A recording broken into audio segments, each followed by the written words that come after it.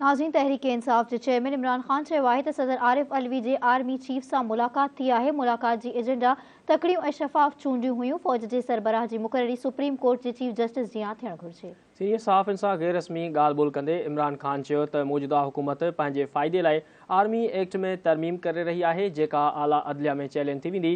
Army chief general Qamar Javed Bajwa सां संदसि लाहौर में का बि मुलाक़ात नाहे थी। ज़रियनि मूजिबि इमरान खान वधीक चयो त वज़ीराबाद हमले जे मुख्य जवाबदार खे 14 ॾींहनि खां पोइ अदालत में पेश कयो वियो। मूंखे ख़दशो आहे त उन्हनि 14 ॾींहनि में शाहिदियूं ज़ाया कयूं वियूं हूंदियूं। हुन चयो त काफ लीग असांजी इतिहादी आहे। परवेज़ इलाही सां बहितरीन इतिहाद हली रहियो आहे। केस दाख़िल करण में सभ खां वॾी रंडक अॻूणो IG पंजाब हो। ज़रियनि मूजिबि इमरान खान चयो त हू चूंडुनि में EVM सां धांधली रोकाइण जी भरपूर कोशिश कई। EVM मामले ते नवाज़ शरीफ़, इलेक्शन कमीशन ऐं हैंडलर्स हिक पेज ते हुआ। ज़रियनि जो चवणु आहे त इमरान खान इहो बि चयो त मुकमल इख़्तियार मिलंदा त हू वज़ीर आज़म थींदो। उहो नथो थी सघे त इख़्तियार कंहिं ॿिए वटि हुजनि ऐं ज़िम्मेवारी कंहिं ॿिए जी।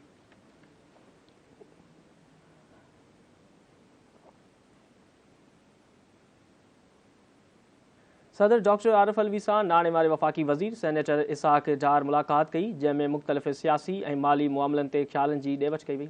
ऐवान सदर मां जारी कयल बयान मूजिबि मुलाक़ात में नाणे वारे वज़ीर सदर मुमलिकत खे मुल्क जे मुआशी सूरत हाल ते ब्रीफिंग ॾिनी। पधिराई मूजिबि सदर खे ॿोॾि मुतासिर इलाइक़नि ऐं मुतासिरनि जी बहाली बाबति बि ब्रीफिंग ॾिनी वई। ज़रियनि जो चवणु आहे त सदर आरिफ अलवी ऐं सेनेटर इसाक डार विच में मुलाक़ात में मुल्क जी अहम सियासी ऐं ॿियनि मामलनि ते बि ख़्यालनि जी ॾेवट कई वई। इन खां सवाइ सदर सां सेनेट चेयरमैन सादिक संजराणी बि मुलाक़ात कई, जंहिंमें मुल्की मामलनि ऐं मौजूदा सियासी सूरत हाल ते ख़्यालनि जी ॾेवट कई वई। यादि रहे त गुज़िरियल ॾींहुं नाणे वारे वज़ीर इसाक डार आसिफ अली ज़रदारी ऐं मौलाना फज़लुर रहमान सां मुलाक़ात कई हुई ऐं खेनि नवाज़ शरीफ़ जो पैगाम पहुचायो हो।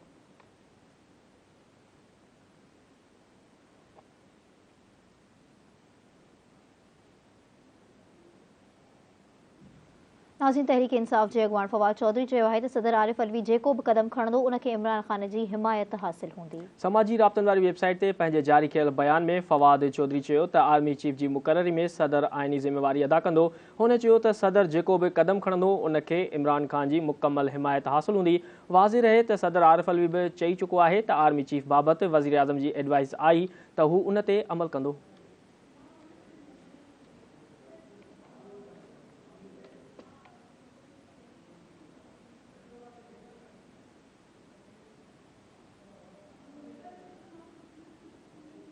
अहम तरीन मुक़ररी ऐं मुल्क जी मजमूई सियासी सूरत हाल ते हुकूमत ऐं इत्तेहादी जमायतुनि जी शुरूआती मुशावरत मुकमल थी वई आहे।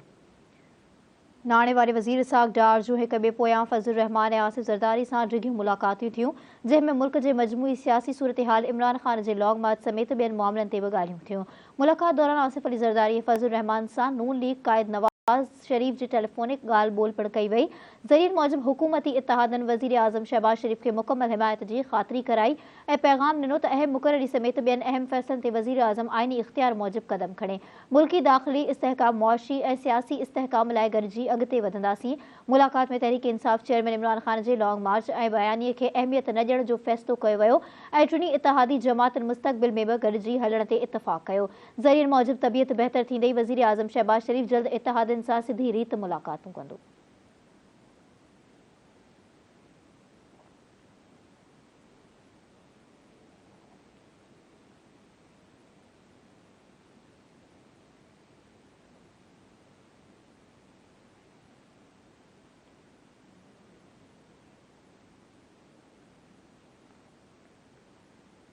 नाज़रीन, क़ौमी एहतसाब ब्यूरो तोशाखाना केस में अॻूणे वज़ीर आज़म इमरान खान ख़िलाफ़ कार्रवाई जो इशारो ॾेई छॾियो।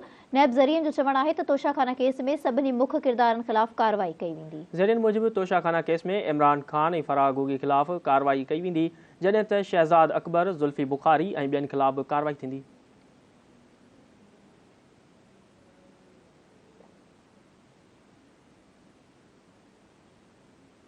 सुप्रीम कोर्ट जे चीफ जस्टिस उमर अता बंदियाल इमरान खान जे वकील खे मुख़ातिब थींदे चयो आहे त हू इमरान खान खे चवे त कानून जी पासदारी करे। सुप्रीम कोर्ट में तहरीक इंसाफ चेयरमैन इमरान खान ख़िलाफ़ तौहीन केस जी ॿुधणी थी, जंहिं दौरान घरू वज़ारत जे वकील दलील ॾिना त जवाब दाख़िल कयो आहे। गॾोगॾु USB बि जमा कराई वई आहे। साबित थो थिए त लॉन्ग मार्च जो हदफ़ डी चौक वञणु हो। घरू वज़ारत जे वकील चयो त मोबाइल सर्विस बंदि न हुई। लॉन्ग मार्च जे कंटेनर तां सोशल मीडिया ते पोस्टूं थींदियूं रहियूं उन्हनि जे पंहिंजे अकाउंटनि तां ट्वीट थींदा रहिया आहिनि। अदालती ऑर्डर कुझु देर खां पोइ सोशल मीडिया ते बि वायरल थी वियो हो। चीफ जस्टिस रिमार्क्स ॾिना आहिनि त तौहीन अदालत में इख़्तियारनि जे इस्तेमाल में मोहतात आहियूं, पर सुप्रीम कोर्ट इन बाबति बि मोहतात आहे त असांजे हुक्मनि जी भञकड़ी न थिए। तव्हांजो दलील आहे त अदालती हुकुमनामो मीडिया ऐं पोइ सोशल मीडिया ज़रिए सॼे मुल्क ताईं पखिड़िजी चुको आहे। अदालत घरू वज़ारत जो जवाब ऐं USB जी कॉपी इमरान ख़ान खे फ़राहम करण जो हुकुम ॾींदे चयो आहे त घरू वज़ारत जवाब सां वाधो मवाद जमा करायो आहे, जंहिंमें स्क्रीन शॉट्स ऐं ट्वीट समेत ॿियो मवाद चेक कयो वियो। सुप्रीम कोर्ट इमरान ख़ान खां हुकूमत तरफ़ां जमा थियल दस्तावेज़नि ते जवाबी मौक़िफ़ तलब करे वरितो आहे। एडिशनल अटॉर्नी जनरल आमिर रहमान दरख़्वास्त कई आहे त PTI वरी लॉन्ग मार्च आणे रही आहे, उनखे पुरअमन रहण जी हिदायत कयो ऐं कानून जो पाबंद बणायो। चीफ जस्टिस चयो तौहीन अदालत केस में अहिड़ो ऑर्डर नथा पास करे सघूं। आईं था कयूं त इमरान ख़ान जे वकील खे चई था छॾियूं त संदसि असिल कानून जी पाबंदी करे। अदालत केस जी वधीक ॿुधणी ईंदड़ हफ़्ते ताईं मुलतवी करे छॾी।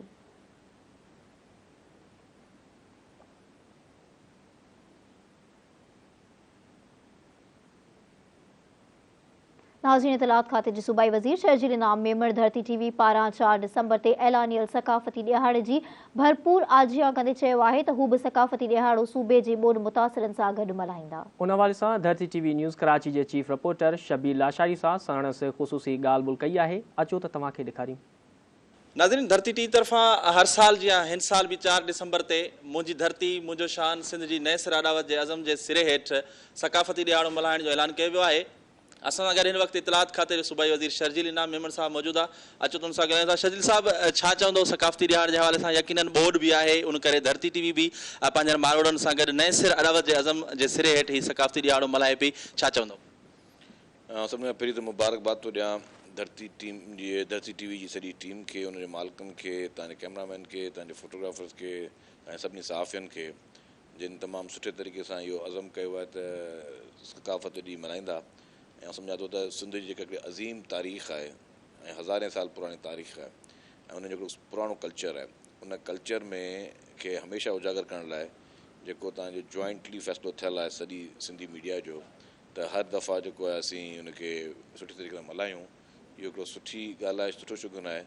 ऐं सॼे सिंध वासियुनि खे, धरती TV जे नाज़रीन खे सभिनी खां मुबारकबाद थो पेश करियां ऐं सभिनी खे जस हुजे जेको सुठे तरीक़े सां मल्हाइनि पिया ऐं इनखे अञा वधीक बहितर तरीक़े सां मल्हायो। हीउ तव्हांजो हिकिड़ो त्योहारु आहे, तव्हांजे लाइ हिकिड़ो ईद जो मौक़ो आहे, त महिरबानी करे तव्हां सभिनी खे घणी घणी मुबारक हुजे ऐं सुठे तरीक़े सां पंहिंजी धरती सां मुहबत करियो। हिन धरती में जेके सैलाब खां पोइ जेका सूरत हाल थी आहे, जंहिंमें काफ़ी माण्हू जेके आहिनि उहे बेघर आहिनि, जेके तकलीफ़ में आहिनि, सिंध हुकूमत उन्हनि खे बाक़ाइदा उन्हनि खे आबाद करे पई। सिंध हुकूमत जो फ़ैसिलो कयो आहे त उन्हनि खे जेके हारी आहिनि, उन्हनि हारियुनि खे जेको आहे उहो मुकमल तौर ते ॿिज जा पैसा ॾिना वञनि पिया ऐं जेके माण्हू जिन जा घर किरी पिया आहिनि उन्हनि खे हुकूमत घर ठाराए ॾिए थी। त तव्हांजी पाकिस्तान पीपल्स पार्टी सिंध हुकूमत जेका आहे उहा माण्हुनि सां गॾु बीठी आहे, पंहिंजी आवाम सां गॾु बीठी आहे ऐं जेके आवाम सां वाइदा कयल आहिनि त ॾुखे सुखे वक़्त में गॾु आहियूं। त इहो पाकिस्तान जी वाहिद पॉलिटिकल पार्टी आहे जेका ॾुखे सुखे वक़्त में पंहिंजे माण्हुनि सां गॾु बीठी आहे। तव्हां सभिनी खे हिकु दफ़ो ॿीहर घणियूं घणियूं मुबारकूं। आलमी मालियाती इदारे पाकिस्तान में ॿोॾ बाबति ख़र्चनि जा तफ़सील तलब करे वरिता आहिनि। ज़रियनि जो चवणु आहे त IMF पाकिस्तान खां ॿोॾ बाबति ख़र्चनि जा तफ़सील तोड़े बहाली ऐं इंफ्रास्ट्रक्चर जे नए सिर तामीर ते ईंदड़ ख़र्चनि जा तफ़सील बि घुरिया आहिनि। ज़रियनि मूजिबि IMF चयो आहे त पाकिस्तान ॿुधाए त ॿोॾ बहाली ऐं नए सिर तामीर ते हलंदड़ साल केतिरी रक़म ख़र्च थींदी। नए सिर तामीर में आबादगारी जा केतिरा मनसूबा आहिनि। IMF तरफ़ां तलब कयल तफ़सीलनि में वधीक चयो वियो आहे त घरनि ऐं रोडनि जी नए सिर तामीर ते ख़र्चनि जा धार तफ़सील ॾिना वञनि। ज़रियनि मूजिबि नाणे वारी वज़ारत ईंदड़ हफ़्ते समूरा तफ़सील IMF खे फ़राहम कंदी। तफ़सीलनि जी फ़राहमी खां पोइ IMF ऐं पाकिस्तान में ॿीहर ॻाल्हियूं थींदियूं।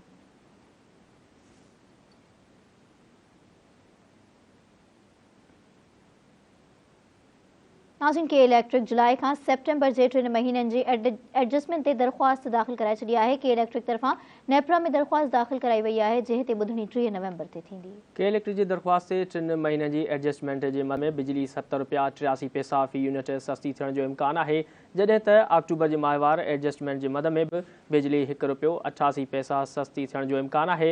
माहवार फ्यूल एडजस्टमेंट सां वाहिपेदारनि खे 3 अरब 15 करोड़ 70 लख रुपयनि जो रिलीफ मिलंदो।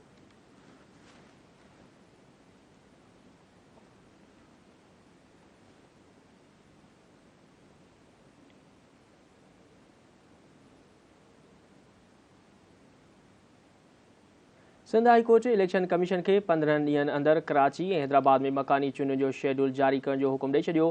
सिंध हाई कोर्ट कराची ऐं हैदराबाद में मकानी चूंडियुनि बाबति जमायत इस्लामी ऐं PTI जी दरख़्वास्तुनि ते फ़ैसिलो ॿुधाईंदे इलेक्शन कमीशन खे मकानी चूंडियुनि जे शेड्यूल जो ऐलान ऐं सिंध हुकूमत खे नफ़री फ़राहम करण जो हुकुम ॾिनो। फैसले में चयो वियो आहे त अदालत इलेक्शन कमीशन खे मजबूर नथी करे सघे। इलेक्शन कमीशन 3 डिसंबर ताईं शेड्यूल जो ऐलान करे ऐं मकानी चूंडुनि बाबति 60 ॾींहं में समूरा क़दम मुकमल करे। अदालत चयो आहे त मकानी चूंडुनि जी तारीख़ 2 महीननि जे अंदरि अंदरि हुजणु घुरिजे। सिंध हिकमत सिक्योरिटी ऐं समूरनि सहूलियतनि ॾियण जी पाबंद आहे। चीफ सेक्रेटरी ऐं IG ज़रूरी क़दमनि जा पाबंद हूंदा। अदालती फ़ैसिले में वधीक चयो वियो आहे त MQM कानून साज़ी तकबंदियुनि ऐं वर्ल्ड लिस्ट जे दस्तगिरी ताईं चूंडू कराइण जी अपील कई। MQM मकानी इदारनि खे इख़्तियार मिलण ताईं चूंडू न कराइण जी तजवीज़ ॾिनी, पर MQM जी दरख़्वास्त में असराइतो मौक़िफ़ न हो ऐं मौक़िफ़ जी बुनियाद ते चूंडू मुलतवी नथियूं करे सघजनि। अदालत फ़ैसिले मूजिबि बोर्ड सूरत-हाल ऐं सिक्योरिटी जे अदम फ़राहमी सबबि 4 महीननि खां चूंडू देर सां कराइण जो शिकार आहे। बोर्ड सबबि अञा ताईं शेड्यूल साम्हूं नाहे आयो। एतिरे वक़्त में हुकूमत खे को न को हल कढणु घुरिजे हा। सिक्योरिटी जे अदम फ़राहमी जी बुनियाद ते चूंडियूं अणॼातल मुदे ताईं मुलतवी नथियूं करे सघजनि। वाज़ेह रहे त इलेक्शन कमीशन बि कराची में मकानी चूंडुनि बाबति फ़ैसिलो महफ़ूज़ कयो वियो आहे।